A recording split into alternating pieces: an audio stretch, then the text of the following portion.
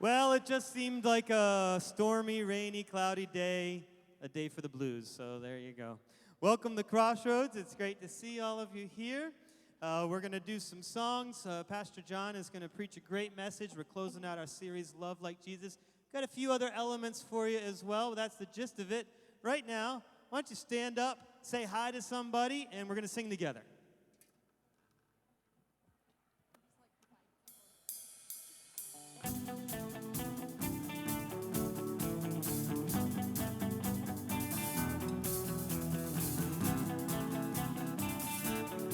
Kenzie's going to lead this one. Here we go.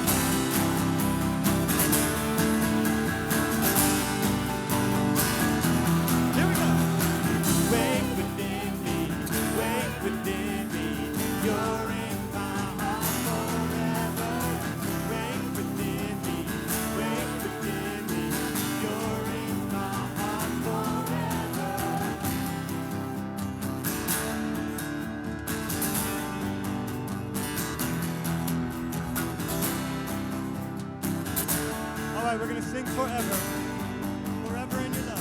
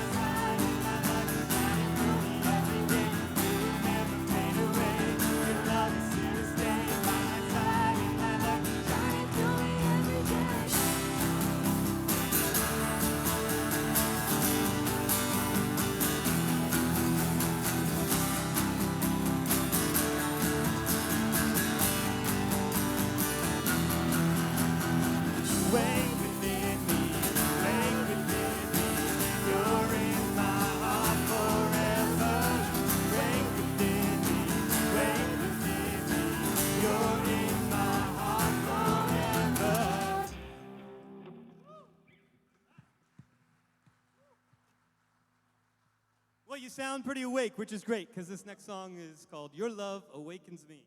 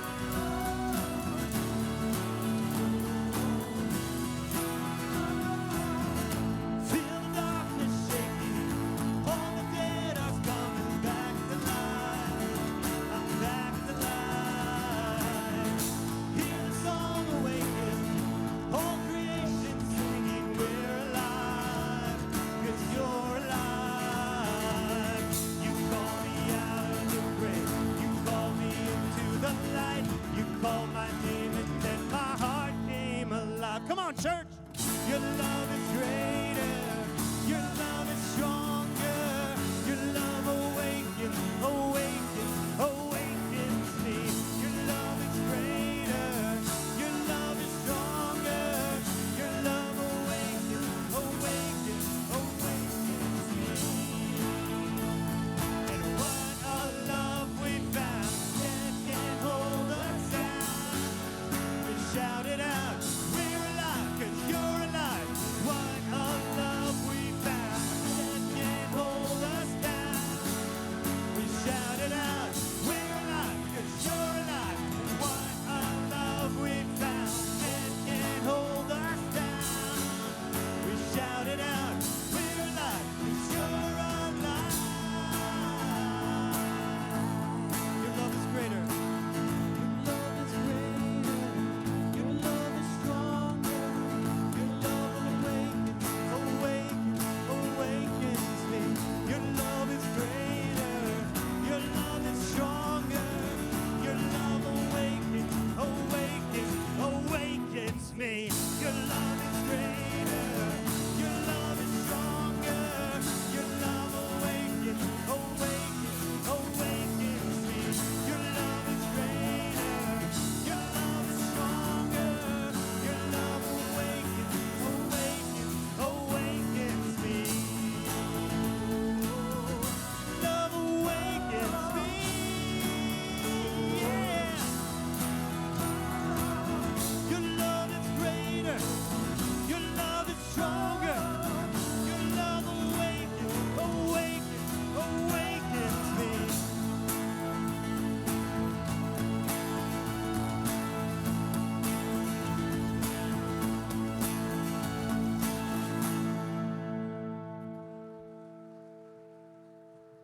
I'm feeling it today. Are you feeling it? It's not the emotion of shared experience, which is in the room, but God is meeting us here. If you want Him to, He'll meet with you right now. We're going to do one more song. It's called Good, Good Father. It's one of my more favorite songs that we've learned recently, and I'll tell you why.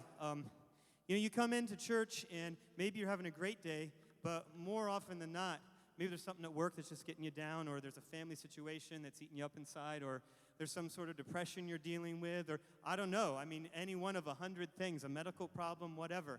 And we come, and we're out of focus. We're out of priority because we've let those situations take us away from the reality. And this song, when we sing the lyrics in our heart, when we believe what they say, will bring us back into focus because God is our Father, and He loves us. That's what this song is about. He loves us. And it doesn't magically erase the problems, But when we acknowledge that He is a good Father, that He loves us so much, then we suddenly have power because He's with us in that medical problem. He's with us in our job. He's with us when we're dealing with that difficult family situation. We're not alone. We have a good Father, and He loves us. Let's keep that in mind as we sing this together.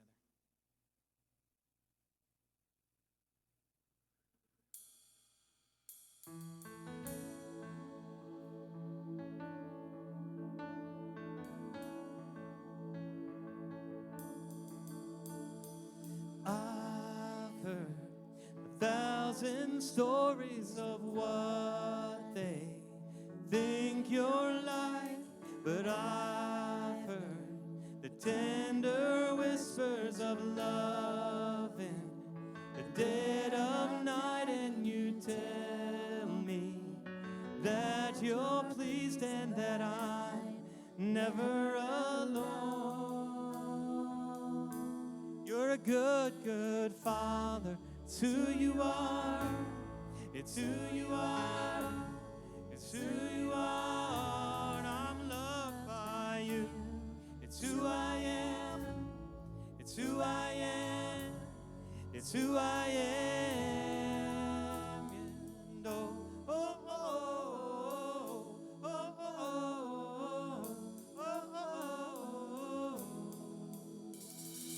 I've seen many searching for answers far and wide, but I know we're all searching for answers only you can provide.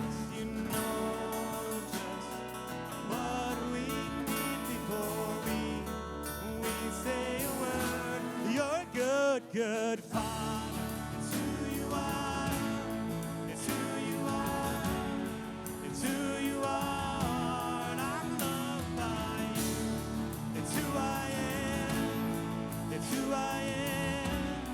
It's who I am. You're a good, good Father. Oh.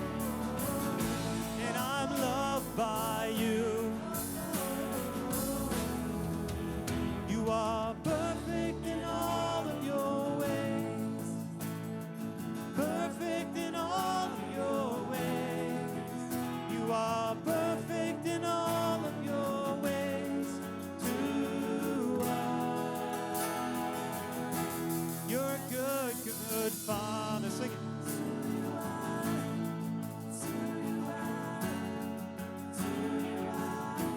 I'm loved by you.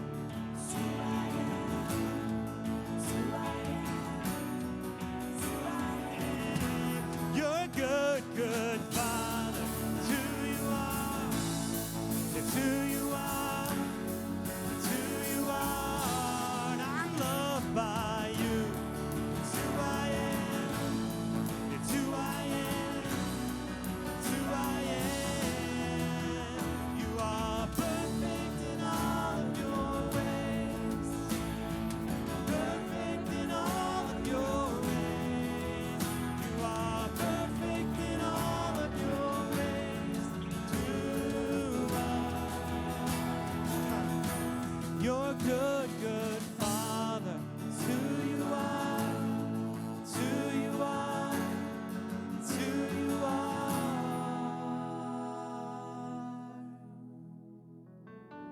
God, thank you. Thank you that you are a good Father, that you love us, that you're with us, and that we're loved by you. Just thank you for that truth. In Jesus' name, amen. Well, it's great singing this morning, Crossroads. Good job. Let's have a seat. Well, good morning, Crossroads. My name's Pastor Keith. I'm the executive pastor here. Man, hasn't it been a gorgeous weekend so far? I know it's raining today, but it's been a really gorgeous weekend, and it's the kickoff of like a great month for me. It's graduation party month, so that means no cooking for about a month, so that's great. So I enjoy that. Well, we just want to welcome you here. If you're watching online, we just want to welcome you. Thanks for joining us. If it's your first time here, we want to welcome you in a special way. We have a gift for you. In the back, there are some books, and we would encourage you to pick one of those up on your way out as a free gift for joining us today. When you all came in, you should have received a program. So if you can pull that program out, and then inside of it, there's a connection card. And we would love for you to fill that out. It's a great way for us to stay connected. It's a great way in a large church for us to be a little smaller. If everybody could just put your name and email on that, that would be great help to us. And if it is your first time here, we would encourage you to fill out as much information as you feel comfortable giving us, and we'll collect those when we receive the offering later in the service. Well, a big part of Crossroads is next steps. And so that's what we're talking about for the next month, is some of the next steps and what your next step at Crossroads might be. And one of those things that we call a next step is serving. So check this out. A lot of soul.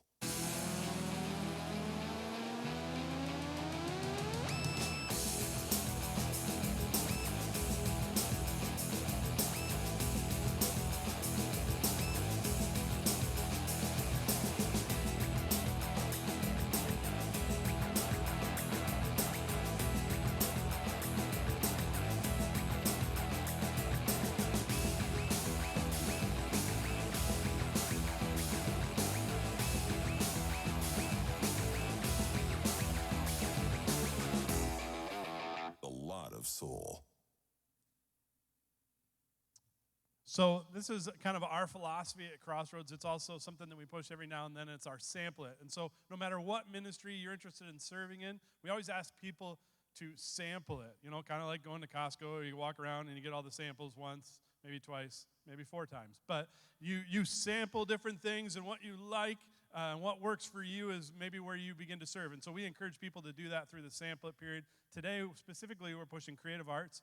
And there's a lot that goes on, especially before you even get here with Creative Arts. And we'd love for you, if you're interested in to sample that or any of the other ministry areas. So in your program, you can pull that out, and there's a card, and you can just check what you would like to sample. We will connect with you, and you can try it out or try something else out if that is for you.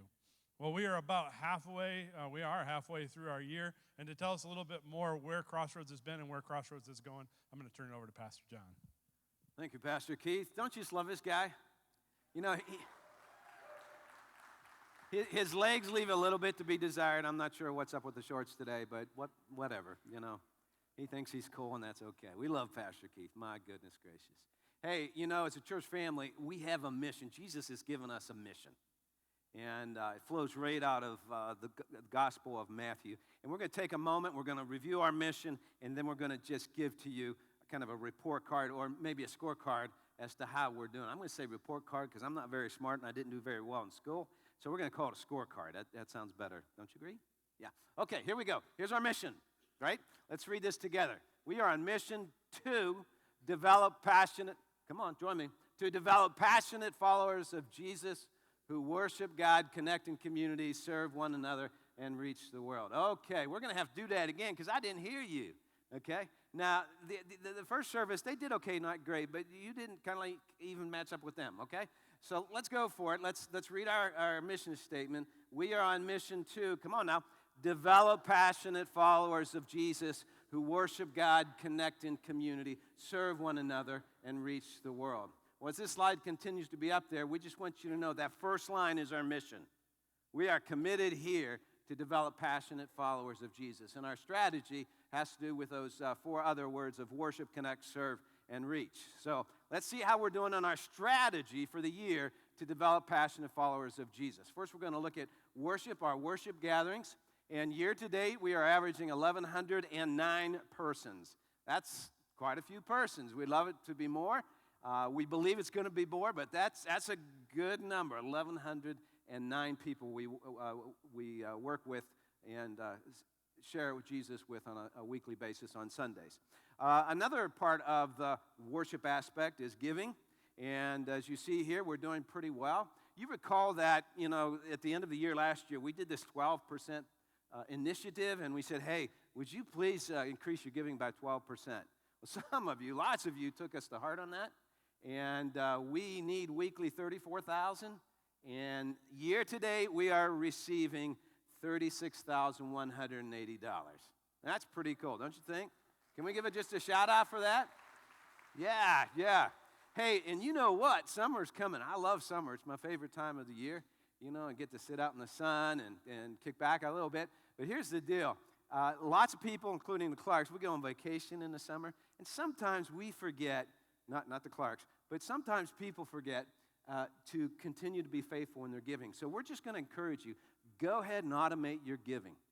And do the push pay thing and automate it.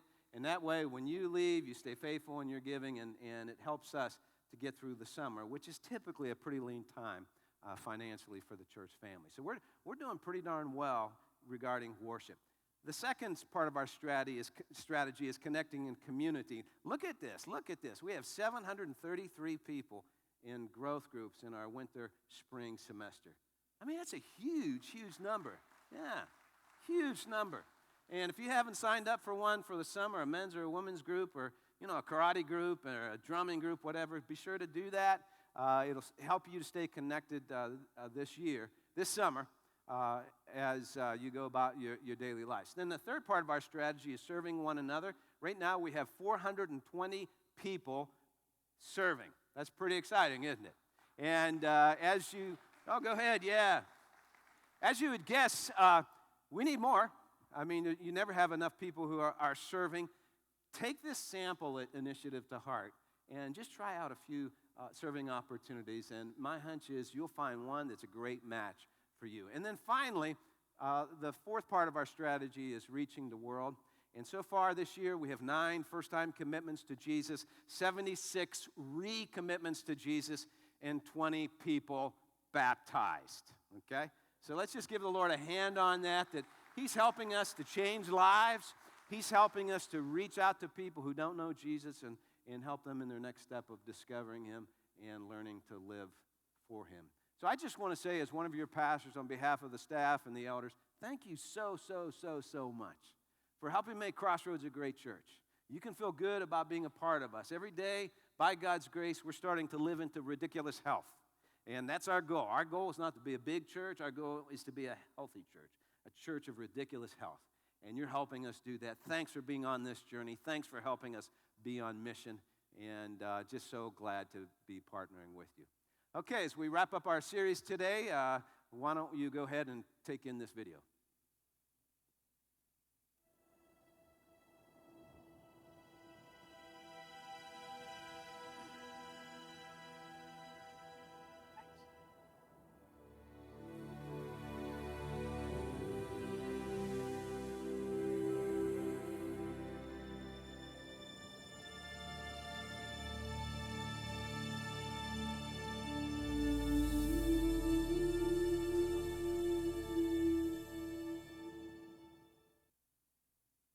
So as I mentioned a few moments ago, we're wrapping up our series, Love Like Jesus.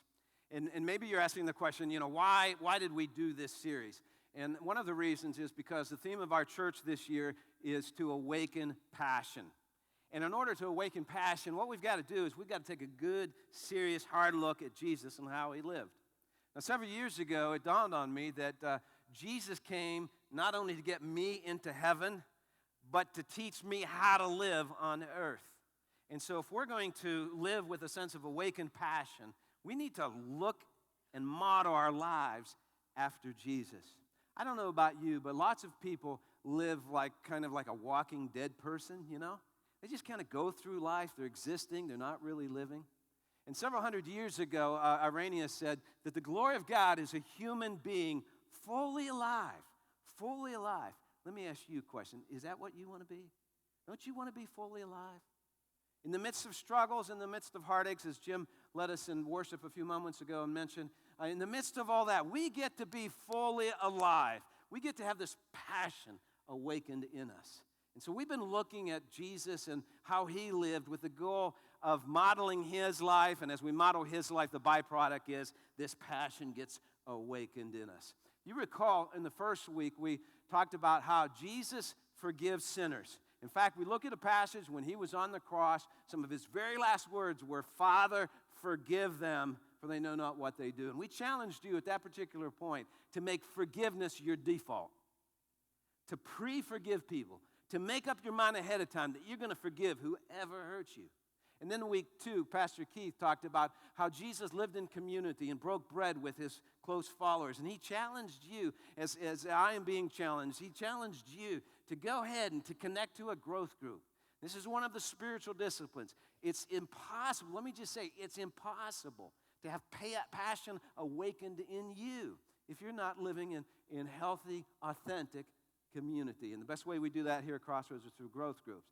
And then last week we looked at how Jesus washed feet. We looked at John 13, and instead of allowing his disciples, actually his disciples refused to wash feet. And so Jesus did the act of a slave, and he washed his disciples' feet. And we challenged you then, get involved in serving. If you're not serving, it's hard to have this passion awaken in you. Get involved in serving. And not today we're looking at how Jesus shows compassion. So we wrap up this series, how Jesus shows compassion. Go ahead and get out your message notes. And right at the top here, we're going to talk just for a few moments here about today's big idea. And that is this. Compassion is more than a feeling. Okay. Now, some of you know that song years ago, More Than a Feeling. Okay? Yeah? Remember that? Okay? Who would like to lead us in that? Would you like me to lead you in that? Huh? Yeah. Leanne's right there. Leanne, come up here. More Than a Feeling. Come on now. She's got a voice. I mean, she's got a voice, capital V. Well, I'm not going to sing that. But anyway, compassion is so much more than a feeling. Thank God when we feel feelings of compassion. When we see people hurting or down on their luck or struggling, where we have a sense in our heart, man, I feel so bad. But let me tell you something. That alone is not compassion. Compassion is more than a feeling.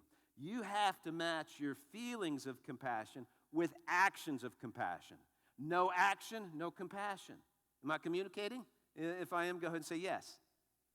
Yes. Just say that again. Yes. Good. Yeah. It's raining out. We're all a little tired and we're a little down in numbers today, but you can say yes with me. Thank you very, very, very much. Compassion is more than a feeling. You got to have an action to it. For a person to live into compassion, a person has to see the need, feel the need, and take action to meet the need. Lots of people, they feel bad, but they don't take action. Well, Jesus is someone who took action. Let's just look at Jesus' life just for a few seconds here in the first book of the New Testament, which is the book of Matthew. It says in Matthew 15 that Jesus felt compassion. You know what he did? He healed people. He felt compassion, and then he put the feelings to action. Also in Matthew 15, we see that Jesus was really interested in having a banquet, and, everybody loves to eat, and everybody loves to party, and so he decided to feed miraculously 20,000 plus people, and that's quite a banquet, isn't it? Do you know what stirred him to do that? It was compassion. These folks were hungry.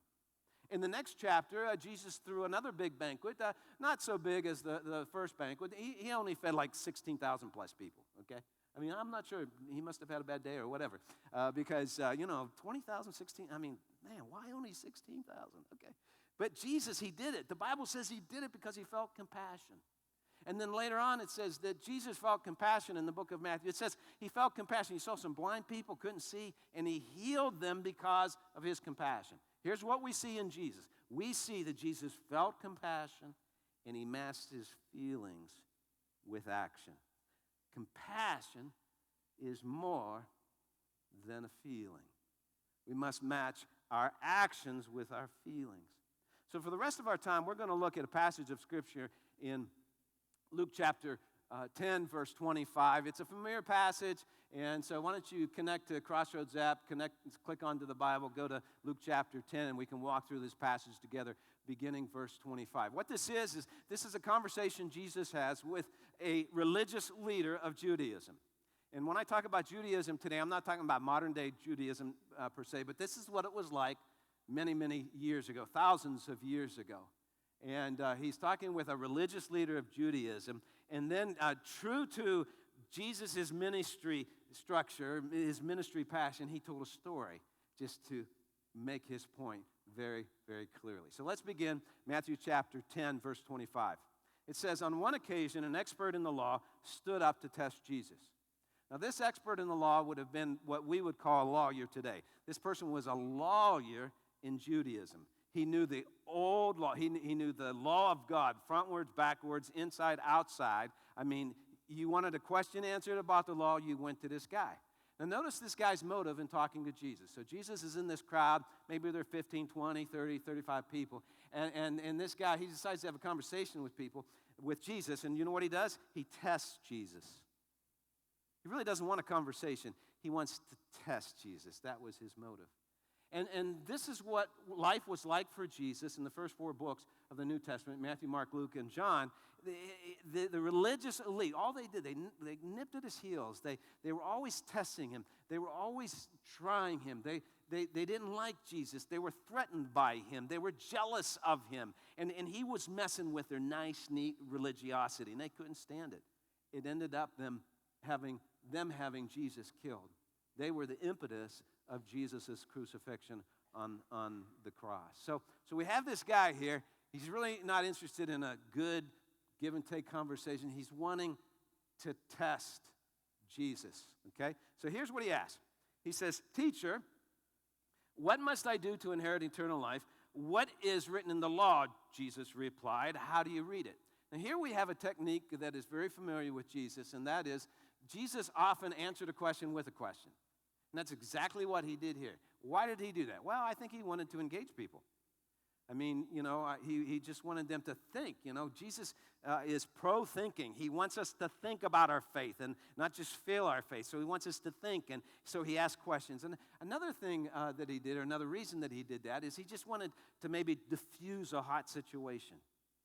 So rather than answering with an exclamation mark, as I would tend to do, rather than answering this question, well, this is the Bible, and this is it, with an exclamation mark, he diffuses the situation, and he makes a proclamation of God using a question mark.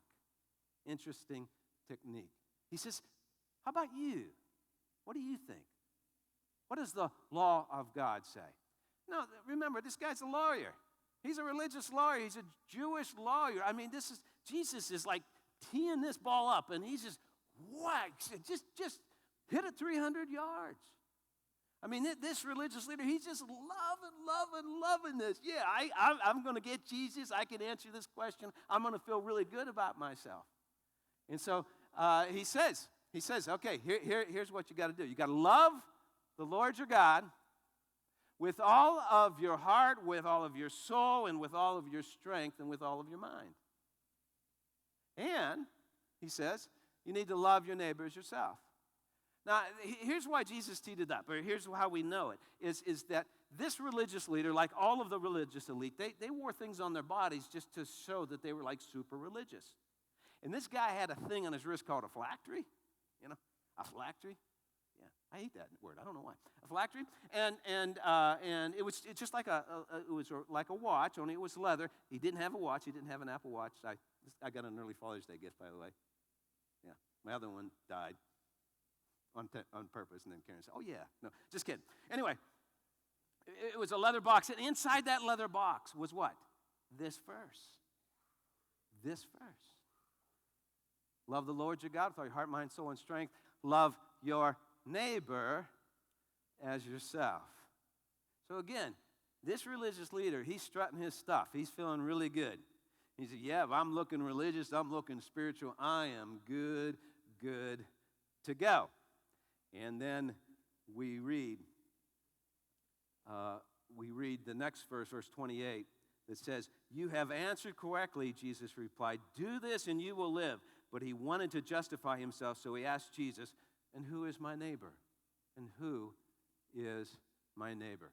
So here's the first bullet point is we all want to think about what does it mean to live into compassion? What does it mean to live into compassion? Remember, compassion is so much more than a feeling, it's an action. Here you go. Jesus, this is what the Bible says we're to do. We're to love others as we love ourselves. I am to love others as I love myself. You are to love others as you love yourself. Now, a lot of people in America, we don't have a whole lot of trouble focusing on ourselves, do we? It's kind of a part of what it means to be in the American culture. A lot of good things in our culture, but there are some things that leave a lot to be desired, and that is a self-focus. We have little or no trouble focusing on ourselves, or at least I don't. How about you? Okay? And so when you think about this thing, love others as you love yourself, that's a challenge. I mean, I love myself. I want to take good care of myself. How about you? And Jesus says, that's good, that's fine and dandy, but make sure you care about others as much as you care about yourself. That's a tall order. That's a radical teaching of Jesus Christ. And this is the way that we are to change the world. We're not to change the world through our doctrine that we think is so perfect. No, we're to change the world one life at a time by treating others the way we treat ourselves. So what would that look like in your marriage if you did that? What if you treated your spouse the way you wanted to be treated? What if you treated your kids the way you wanted to be treated? What if you treated your parents the way you wanted to be treated? What if you treated your neighbors and your coworkers, et cetera, et cetera? It's the first building block of compassion, caring for others as we care for ourselves. It's a radical teaching of Jesus. So this guy asked, who is my neighbor? Now notice what he did here. He wanted to justify himself. Again, we see his religiosity here. You know, people who are super hyper religious, remember we did that series, Religious People Ruin Everything? People who are religious, they want to find ways to justify themselves. Well, I'm better than him, or I'm better than her, or I do this, I do that. We want to justify ourselves, okay? Here's what I've learned in my own life. The moment I start justifying myself, the moment I start taking steps backwards in my relationship with Jesus. Because Jesus did not justify himself. This religious leader, this guy who was strutting his stuff, he wanted to justify himself. He wanted to look good in front of his friends. He wanted to look good in front of Jesus. So he wanted to justify himself. So the question was asked, well, who is my neighbor? Now, this particular guy, and because he was a member of the Jewish faith, and this is the way the Jewish faith was some 2,000 years ago, do you know who they thought their neighbor was? Anybody? Jewish people. So again, this guy's thinking, oh man, he's setting this up. He's really teeing this ball high. I got this down. I love my Jewish folk. I love people who look like me. I love people who act like me. I love people who believe like me. Yeah, man, I am magnanimous. I love my own kind. And yet, they conveniently ignored not only the teachings that were not yet written in the New Testament, but in the Old Testament. They completely ignored how God loves everyone. Yeah. Who is my neighbor?